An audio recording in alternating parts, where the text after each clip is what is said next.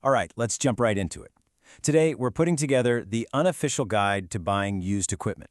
You know, a private sale, whether it's for your business or just a project, can be an absolute gold mine for saving money.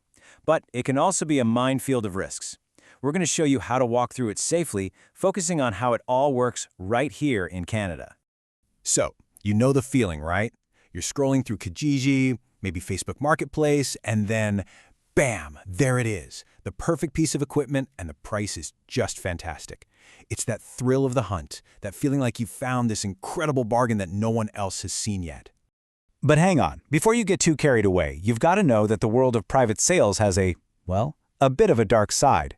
We're talking about really clever scams designed to grab your cash, the very real risk of accidentally buying stolen property, and maybe the biggest trap of all, hidden debts that can come back and bite you hard.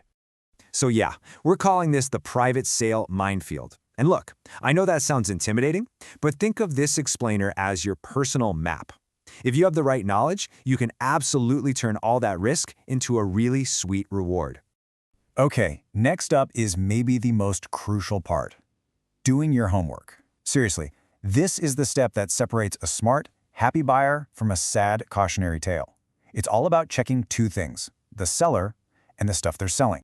Your first line of defense is a super simple two-step process. First things first, is it stolen? You can check the Canadian Police Information Center, or CPIC, database for free. All you need is the VIN or the serial number. This is totally non-negotiable. Step 2, prove they actually own it. A legit seller should have no problem showing you the original bill of sale. If they get weird about it, that's a huge red flag. Okay, so you've checked the equipment, it's not reported stolen, and the seller has some proof of ownership. That's great. But what about the person? How do you spot the little signs that a scam artist is trying to pull a fast one on you? Listen up, because these are the classic warning signs. You've got the overpayment scam, where they accidentally send too much and ask you to wire the difference. Yeah, run away. How about a seller who doesn't seem to care about the condition of their own equipment? Super suspicious.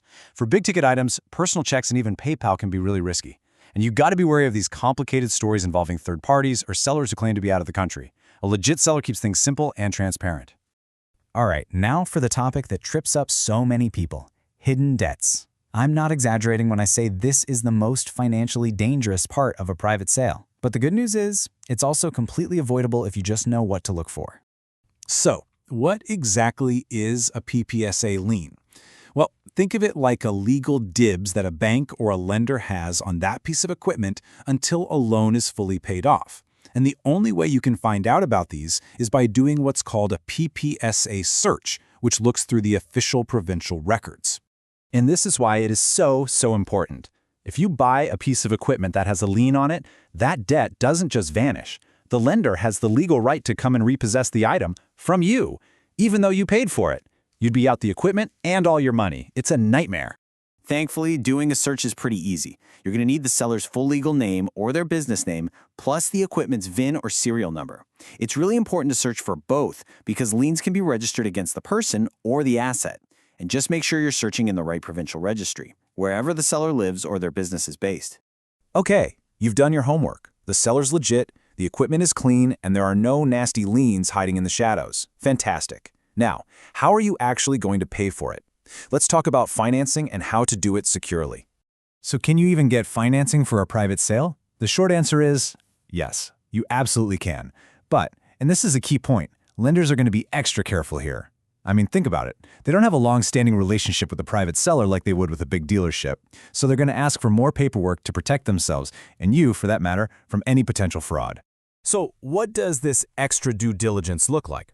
Well, your lender is going to want to see basically everything we've just talked about. A clean PPSA search, solid proof of ownership, and a really detailed bill of sale. They might even ask for an independent appraisal to make sure the price is fair. And here's a nice little security feature. The lender will often pay the seller directly. That keeps things clean and safe for everyone. Now, if you're paying yourself, security is everything.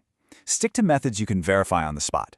We're talking cash, a certified check, and you should call the bank that issued it to confirm it's real, or a trusted escrow service. You really want to avoid personal checks because they can bounce, and even cashier's checks can be faked really well these days. And just be aware, platforms like PayPal might not give you buyer protection for these kinds of private equipment sales. All right, we are in the home stretch. You've checked everything out, you've got your payments sorted. The very last step is to make this deal official and get that piece of paper that's going to protect you down the road. I honestly cannot say this enough. If you remember one thing from all of this, make it this. The single most important document in any private sale is the bill of sale.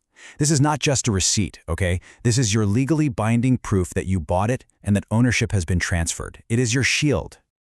A proper bill of sale is way more than just a receipt. It's a detailed contract. As you can see here, it needs to have the full names and addresses of both the buyer and the seller, a really clear description of the item, including its serial number, the final price, and the date. And most importantly, it has to be signed by both of you. That's what makes it your official, legal proof of ownership. And just one last little detail to think about: taxes. If the person selling the equipment is a business and they're registered for a GST or HST, they are legally required to charge it on the sale. So you should always ask about it right up front. That way there are no nasty surprises when it comes to the final price. So let's wrap this all up with your safe buyer's checklist. Number 1, verify the seller and their ownership. 2, check the CPIC database for stolen property. 3, do that PPSA lien search. 4, use a secure way to pay. 5, get a detailed signed bill of sale.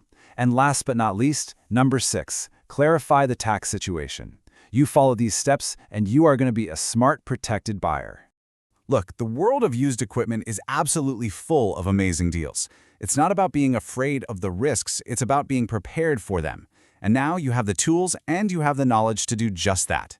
So I guess the only question left is, are you ready to go out there and make your next big purchase with confidence?